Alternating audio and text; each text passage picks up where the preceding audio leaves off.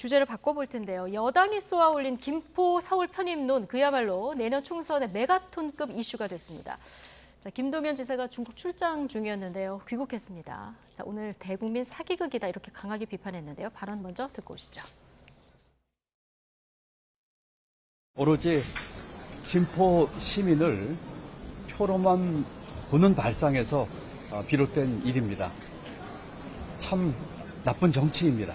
그야말로 선거용 변종 게리맨더링입니다.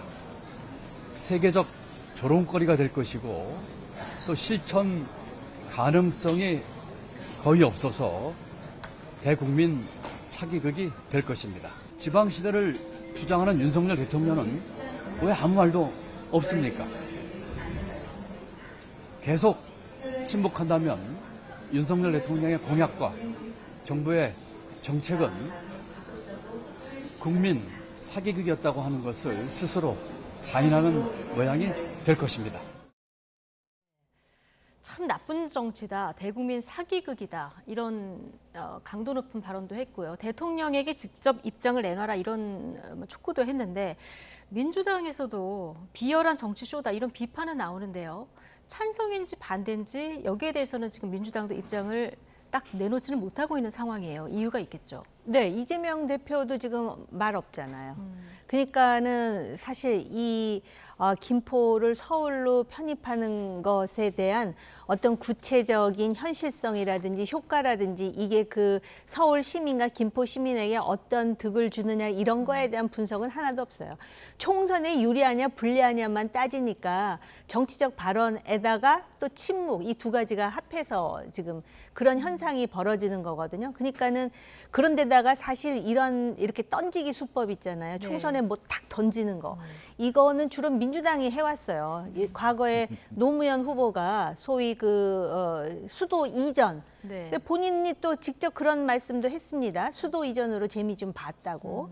그랬는데 그 수도 이전은요 좀 특징이 있죠. 왜냐하면은 충청도로 이전한다니까 충청도가 사실은 캐스팅 보우터인데 그 충청도 도민들이 결국은 뽑아주잖아요. 그래서 노무현 대통령이 가까스로 대통령이 되지 않았습니까? 충청권 표심이 예, 근데 달랐죠? 이건 총선이란 말이죠. 네. 그러니까 예를 든다면은 그 김포 보궐선거라면 이게 효과가 있을 수 있는데 이게 총선이면은 과연 다른 김포 옆에 다른 시민들이라든지 서울 시민들이라든지 저기 경상도라든지 또는 호남에서의 국민들, 유권자들은 어떻게 생각하는지에 대한 분석이 나와 있는지 제가 잘 모르겠어요. 근데 국민의힘이 지금 딱 그 김포만 찍은 게 아니라 좀 확산시킬 움직임이어서 지금 18대 총선에서 서울 뉴타운 바람 때문에 민주당은 거기에 대한 좀 뼈아픈 기억이 있지 않습니까? 네, 그렇죠. 예. 그렇기 때문에 그 18대의 그 뉴타운으로 당선된 국회의원들을 우리가 타운돌이라 그러거든요. 왜냐하면 2004년에 탄핵으로 또 들어온 사람들을 우리가 탄돌이라 그러잖아요. 김영주 의원님 잘 아시겠지만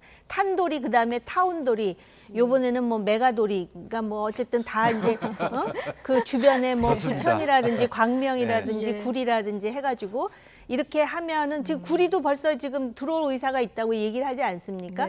그러니까는 일각에서는 이거는 굉장히 총선의 그 단기적 전략으로 보면 아주 효과적인 전략이라고 또 판단하는 측도 있는 것 같아요. 특히 국민의힘에서는 수도권이 항상 고민거리였는데 메가시티로 해가지고 당신들 사는 지역의 집값은 올라갈 것은 물론이고 이제부터 전화번호 02에 서울 시민이 되는 거야.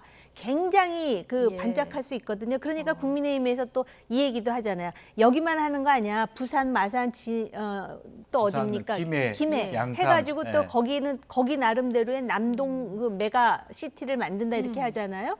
그래서 민주당이 지금 굉장히 곤혹스러워요. 저거 원래 우리 전공인데 지금 허를 찔렸다라고 생각하지 이거에 대해서 구체적으로 이렇게 되면 예산이 어떻게 되고 이런 얘기는 하나도 안 나오거든요. 지금 그런 수준인 것 같습니다. 그러니까 현재가. 지금 말씀해 주셨지만 조경태 위원장이 이게 메가시티 구상 수도권의 뭐 다른 구리나 뭐 다른 지역들뿐만이 아니라 지금 부산, 광주 그리고 뭐 요구가 있으면 더 다른 지역들도 이렇게 광역으로 묶겠다 이런 구상을 지금 내놓고 있는 상황이라서요. 네. 실제로 그런 의미에서 민주당이 지금 뭐 천공 뭐 개입설 이런 식의 얘기를 할 게 아니라 그걸 뭐 일단 토론거리로 하면서 어떻게 이걸 뒤치게 할 것인지, 그리고 원론적으로 그냥 지방에 대한 행정체제 개편이라는 것이 통합형, 분권형 뭐 이렇게 있을 수 있는데, 김두관 의원 같은 경우는 기본적으로 자치 분권주의자이기 예. 때문에 반대한다. 반대. 이제 예. 기본적인 그동안의 민주당 노선은 분권 지향적이 있기 때문에 지금과 같은 매가 같은 통합적인 논의에 대해서는 기본 노선상으로는 안 맞다 이렇게 얘기할 수 있어요. 그럼에도 불구하고 이 논의가 민주당한테 다 불리하냐? 저는 그렇지도 않다고 생각합니다. 예를 네. 들면 지금 검천구가 있는데 강명시가 들어온다고 해서 갑자기 그 구가 말하자면 국민의힘 검천 광명구가 들어왔을 때 국민의힘 쪽으로 다 간다 그런 보장도 없는 거거든요. 예. 그리고 실제적으로 세원이 즉 오세훈 시장이 지금 침묵 모드로 하는 이유도 셈법이 복잡한 거예요. 예. 실제로 보면 이제 그런 부분이 있기 때문에 이것을 어떻게 논리정연하게 민주당식으로 혹은 저는 한편으로 보면 이게 뭐 행안부나 국토부 이런 논의를 끊어서 전 세계의 흐름이 실제적으로 국민 투표 그냥 직선제 개념들이 많기 때문에 예. 국민이 원하면 뭐 돈은 많이 들겠지만 투표해서 합칠 거 합치자. 다만 제가 원하는 것은 원래 서울시가 25개 구를 5개 구로 중도시화하는 그런 대안이 있었거든요. 예. 그러면 들어와서 6개 구식으로 하는 그야말로 너무나 하나의 제가 걱정이 되는 것은 예. 지금 서울시장 선거 40억 듭니다. 교육감도 40억 들어요. 예. 지금 이렇게 되면 서울시장 선거 55억 그런 선거를 치러야 되는데 50억 내고 교육감 할 사람이 있나요? 굉장히 저는 그런 부분이 더 걱정이 되거든요. 예. 미래를 보고 이야기를 하고 있나 그런 생각이 듭니다. 민주당이 지금 천국 얘기할 때가 아니라 그럼요. 논리정연하게 논리정연하게 민주당식으로 좀 사실은 그렇게 풀어나가면 해서 승산도 있다. 왜냐하면 특별법으로 네. 하기 때문에 실제로 그 특별법이 다수당이 되는 자가 찬성하느냐 안 되느냐에 달려 있는데 지금 김포 두 자리는 국민의힘이 되겠습니다만은 어떻게 선거운동을 펼치느냐에 따라서 다른 지역이 더 적대적으로 바뀔 수도 있어요. 알겠습니다.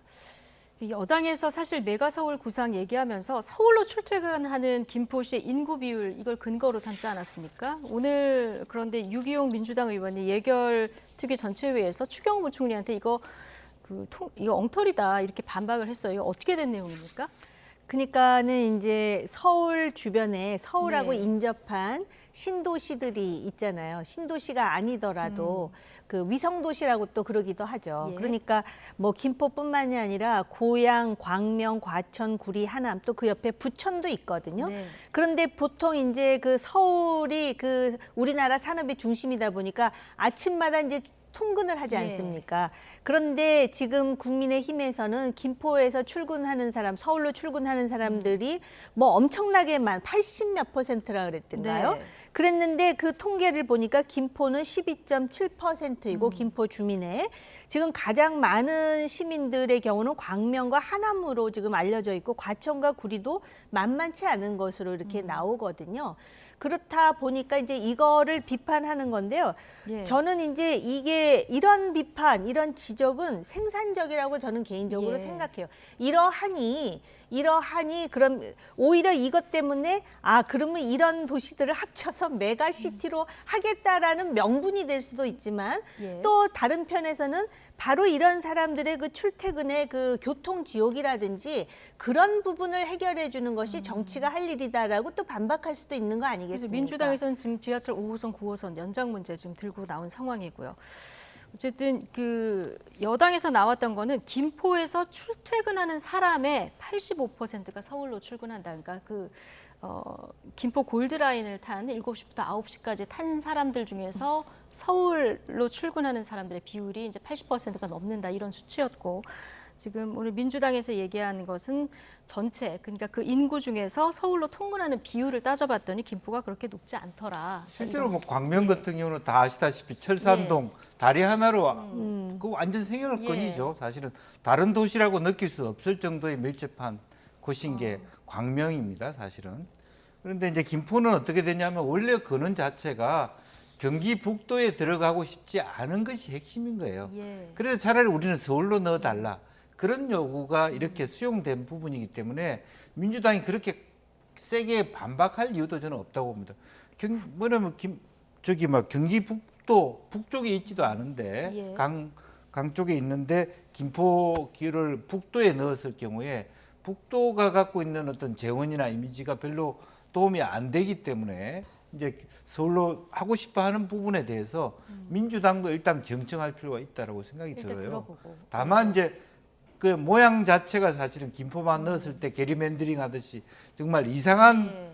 모양새가 되기 때문에 예, 경기도지사도 지역적으로만 보면 더 가까운 예, 것도 있고. 부분인데 실제적으로 논의를 하기 시작하니까 다른 지역이 더 먼저 간다면 그렇게 된다면 사실은 김포가 오히려 나중에 후과를 당할 수 있는 요소도 있다 저는 그렇게 봅니다. 알겠습니다. 어쨌든 지금 총선 앞두고 굉장히 큰 이슈가 생긴 건데 양당에서 이 논의를 어떻게 이어갈지 좀 지켜봐야 될 것 같고요. 여론조사도 아마 곧 여러 군데서 하지 네, 않을까 네. 싶긴 합니다. 좀 지켜봐야 되겠습니다. 정호김, 김영주, 전직 의원 두 분과 오늘 나이트 포커스 함께했습니다. 고맙습니다.